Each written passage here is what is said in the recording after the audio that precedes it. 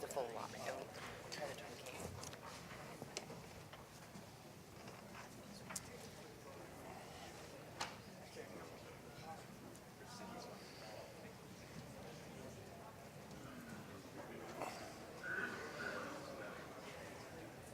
Should I say happy anniversary, NCPA? Hey! What about happy birthday, NCPA? Yeah. Which is it? Which is it? Is it happy birthday, happy anniversary, or both? Anniversary of our birthday. Anniversary of our birthday. I think for those of you who are here, you are in for a real treat in that we are going to be able to hear the recollections of 5 folks who have played a role in this rich history we call NCPA. It's been a team effort, and the team is made up of council members, mayors, commissioners, city managers, utility directors, city attorneys, legal counsel, special counsel, FERC counsel, and an NCPA staff that day in and day out accepted the challenge, did the right thing at the right time for the right reason. That is the NCPA team. It is all about joint action, collaboration, working together, but this didn't start in 1968. It started with the Northern California Municipal Electric Association, where there was a recognition that there really needed to be a brainstorming of common problems and brainstorming of potential common solutions. And so in 1950, almost 20 years before NCPA was birthed, NCMEA began working together, and by the time the mid-60s arrived, with all the challenges that were in place at that time, there was a recognition that working together was great, but once in a while you need a new vehicle to get on board that can build, can finance projects to meet a common need. So we think every era we're in has unusual challenges. Well, there were some pretty substantial challenges that led to the decision to go forward with NCPA. In the mid-50s, early 60s, double-digit load growth, a recognition that the power allocations from the Central Valley Project would not meet the future needs of the members. They're living under the umbrella of PG&E was not always a happy experience, but it was always an expensive experience. And so through NCMEA, they selected R.W. Beck to do an assessment of, shall we die on the vine, or can we find an alternate approach? And out of that, it said, yes, there is an alternate approach, and that is called a joint action agency. It had been applied elsewhere in the country successfully, and NCPA members made that commitment. It was to gain economies of scale. It was to seek equitable access to transmission and to stop being the victim of predatory pricing of various kinds from PG&E. In one of the earlier videos we saw, Jim Whalen talked about the attempt to extract an exorbitant fee to use a road to get into the geothermal. That is called predatory pricing. NCPA can be very proud of the history, and we are really privileged to have 2 former NCPA chairs with us.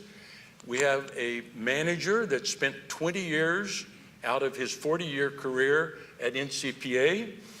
We have a city manager from the community of Santa Clara that in a 50-year period had 2 city managers. Don Van Regensveld served 25 years, and then Jennifer served the next 25 years, and all the time being the largest member with an absolutely rock-solid commitment to NCPA. And then Val Fong served as a utility director at 2 NCPA members, and is now in place as the governing board of the Energy Imbalance Market. And I hope she includes in her comments a little bit about, after we reflect on the past, what is in our future as far as the EIM is concerned. Let me introduce all of the panelists quickly. You have their resumes, and I urge you to review them because they are impressive. On my far right, Arch Pugh served at the city of Reading from 1974 to 86, served as mayor from 1980 to 82. He was a commissioner for NCPA and commission chair. I've read about Arch most of NCPA's history, and he also played instrumental roles in the formation of TANK, MSR, you name it. Arch has been a part of that foundation that we are now building on today. Roger Fonts has a 40-year career, City of Los Angeles, California Energy Commission, NCPA, and ended his career as the general manager of FMPA, Florida Municipal Power Agency. Jennifer, 25 years as the city manager of Santa Clara, impressive, and throughout that period was an alternate commissioner to NCPA. Bern Beecham, city council member and mayor of Palo Alto, and also a former chair of the NCPA Commission, and Val Fong. Please help me welcome this panel.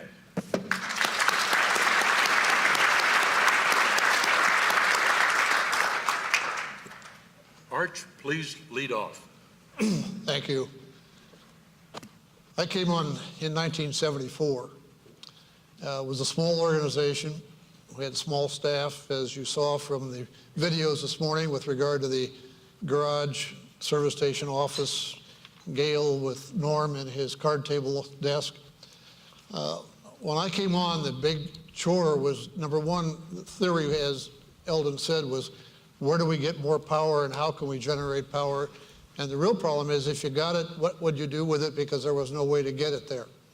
So the whole job Norm was doing with Elmer Hall with PG&E for many years was negotiating an interconnection integrated agreement. But the problem we had is that when you negotiate, you have to have something they want if they're going to give you something. And at that point, we had nothing they wanted. We did not have anything to give them. So Elmer would sit and listen to us and make notes and make proposals. And of course, they weren't anything that anybody could accept.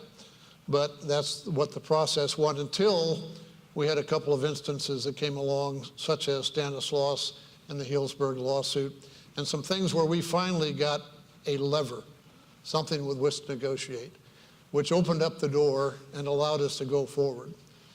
In those days, we were small. We met at each city each month, trying to go through the process and determine where we're going to go.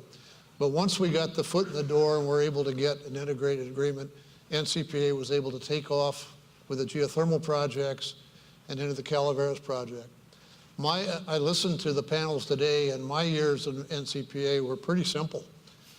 We did not have a lot of the difficulties, the interregulations, the interconnection type processes you're going through now, both federal and state. And so we were fairly well directly focused with just how do we get a geothermal project built and get a lease and go forward with the risk-taking because of the lack of background, the lack of financial abilities, and the risk that we would be taking jumping into these projects, signing contracts, going forward, all while the things are meshing around. You've got some negotiations still going on your interconnection agreement. What are going to be the final parts to make that work and the final finances to make that work? Are we going to be able to really get that out to where some of our cities can use it? Can some of our cities even take it? We, the city of Reading, with our contract, we couldn't accept any outside power, or our PG&E contract expired and we pay supplemental rates for everything. So we had to be very careful how we got into these transactions. And each city had that same difficulty in trying to, how does this mesh with us? And do we still go forward with the project? And really with the powers that we had in there and the people we had in NCPA, people like Don Von Racefield especially, remember Don was just, and Ed Jan from Palo Alto, they were all forward let's go forward regardless of what we might individually be able to get, but go forward as a unit because we knew that for the benefit of the public power agencies, it had to go forward. We couldn't step back, because if you step back, go back on your own days, work out your own contract, and don't worry about it.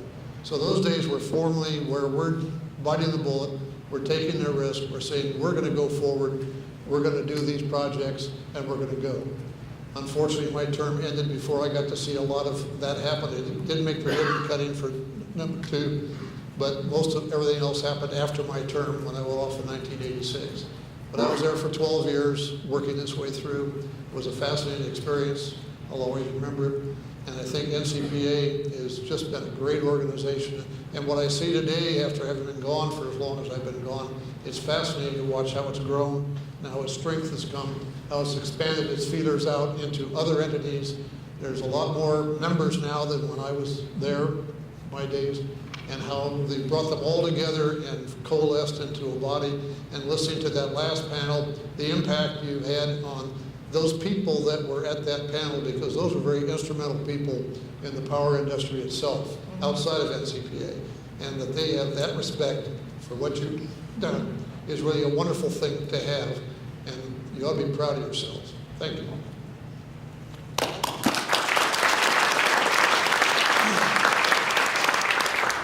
Aloha, Roger. Aloha.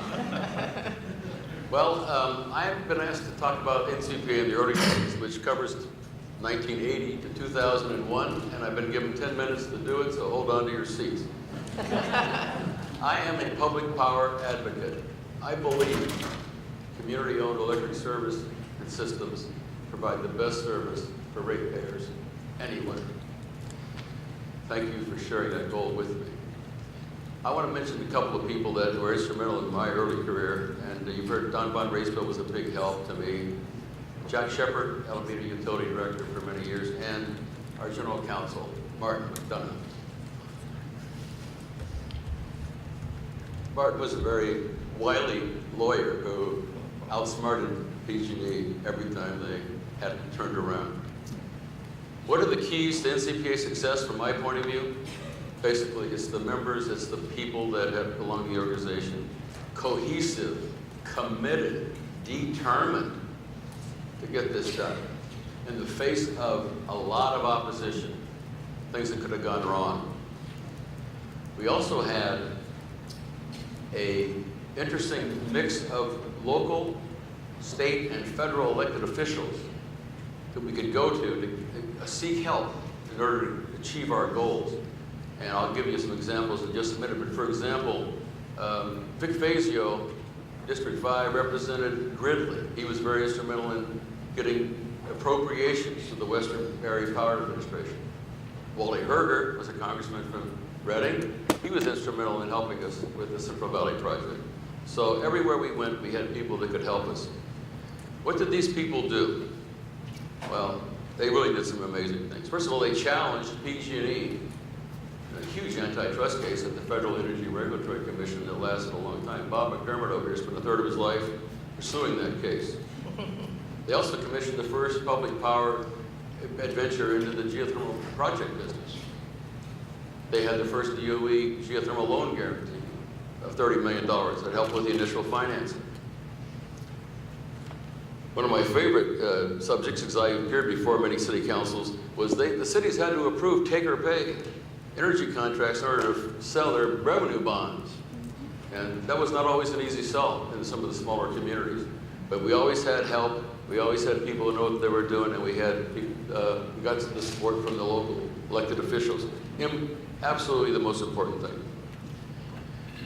They also started, you've heard this before today, but we started construction of a $200 million geothermal project without a transmission agreement. I mean, they did. I was just doing what they told me. But that took a lot of guts. That took a lot of wherewithal. Now they've been fighting PG&E for a long time. I hate to pick on PG&E because it sounds like they're a non-entity or not important to you much anymore. But that in these days they were critical. Arch mentioned the PG&E versus Healdsburg case. Until that case, no public utilities or private utilities or water districts or irrigation districts bought or sold power between themselves. They held a monopoly. Basically, they just said, we won't let you do it.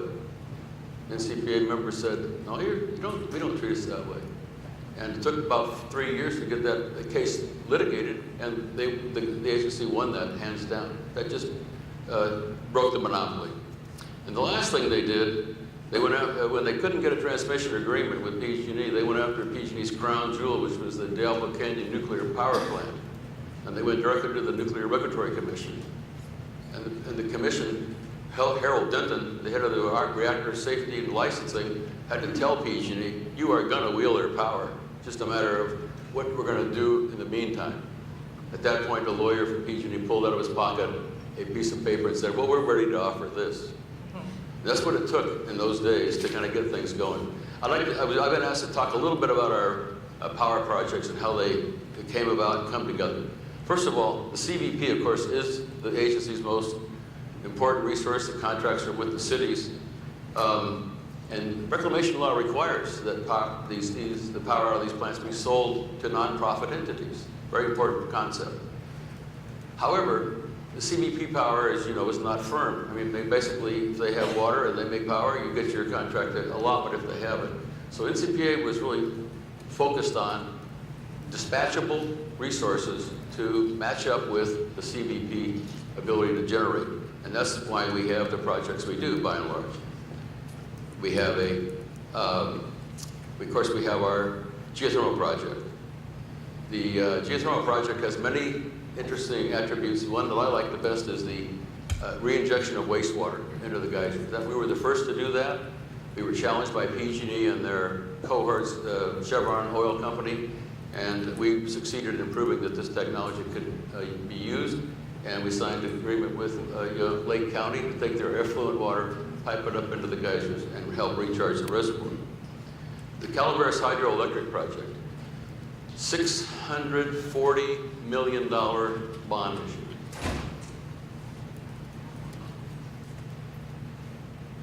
Largest turnkey construction project at that time issued in the United States of America. Charles T. Main, the design engineers and constructors.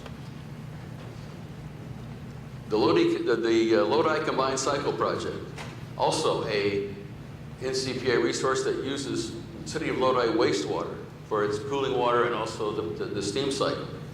Again, a marriage of municipal utilities, municipal government, municipal solid waste. And the turbine projects, they're in Alameda, they're in Roseville, they're in Lodi, they're used for peak power, and these things came in, they kept the lights on during the debacle in the late 1990s. Those cities that have them know what I'm talking about.